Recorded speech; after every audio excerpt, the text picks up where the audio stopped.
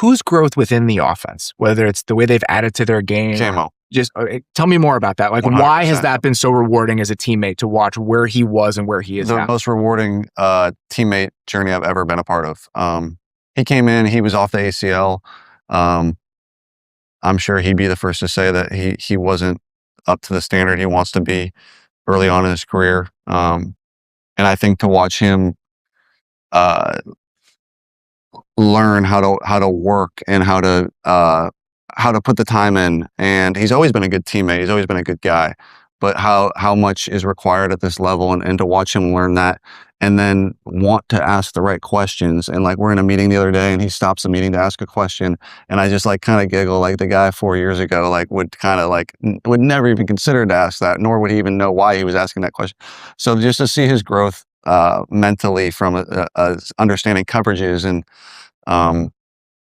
it's been awesome, man. It really has. And to see his joy come to life on the football field, he's so fun to play with. He's one of my favorites of all time. And I'm so happy he's my teammate.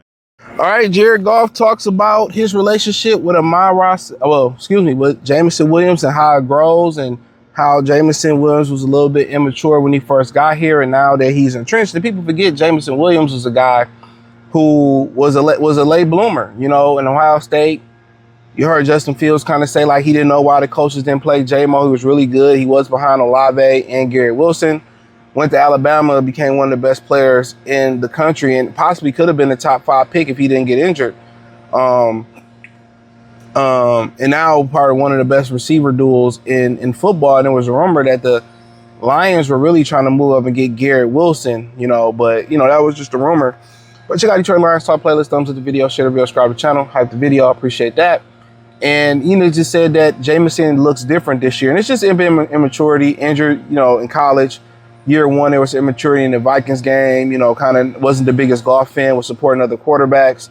Year 2, I think he had the gambling situation. Year 3, kind of had the situation with the gun laws in Michigan are similar to some in the red states, to be honest with you, but it was a little bit different there. And then, year 4 last year, they just couldn't get him the ball until everybody got injured and he took off. So he's not really been able to put a stretch of solid football together. Can I just blame it on him? I mean, some blame go on him, but just kind of Goff not being able to improvise hurts him. So he has to adjust to the quarterback and be more precise in his route running. He got to catch those balls. You know what I'm saying? No, did he got to be punctual in his route running. And obviously, Ben Johnson really lost faith in him. Dan Campbell seemed to be the best play caller for Jameson Williams. So, honestly, they've had great connection. I mean, Jared Goff had a really, really strong connection with DJ Shark, a really strong connection with Amar Ra, a really strong connection with even Tim Patrick, but that's not the name I was looking for, but Sam Laporta and Josh Reynolds. So if he can get that same rapport going with J-Mo, then it's up. They need that, and everybody kind of shaky on Isaac Tesla over a preseason game. Not really concerned about it. But yeah, they need to get that going, I just feel like they don't call Jameson Williams a number enough. It's always on a trick play or end around play or a over route or some type of deep ball, some type of play action going deep.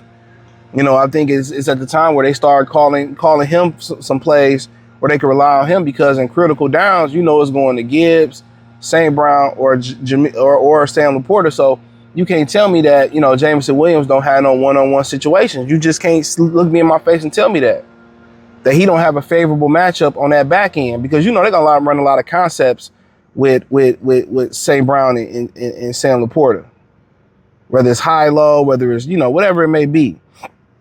Go to the sticks. You can't tell me that J-Mo on critical downs ain't got a favorable matchup. He can catch it and go to the house. So, honestly, they got to find a way to make him the vocal point of some of these plays. Because on some of these critical, and he has to be more reliable with his hands too. He definitely needs to be more reliable with his hands.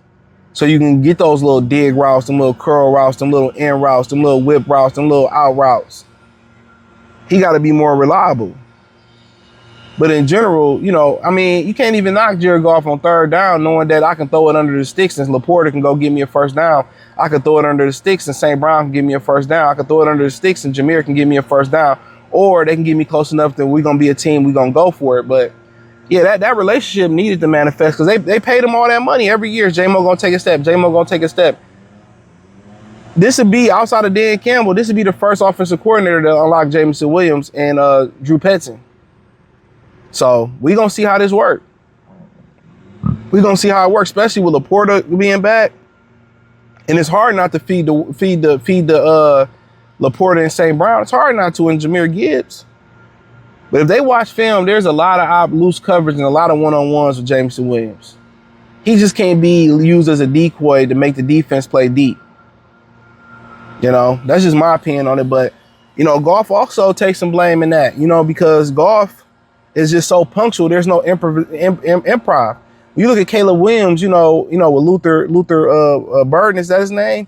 Or some of the other receivers, they become more dangerous once he able to improvise, aka buy time, and they break them routes off. Goff don't have that, and that hurts Jameson Williams because Jameson's speed, they only can stick with him so long. If Goff can kind of buy time or just twinkle toes outside the pocket and let it go, you know, but also, like I said, Jameson has to be counted on and catch some of those critical balls.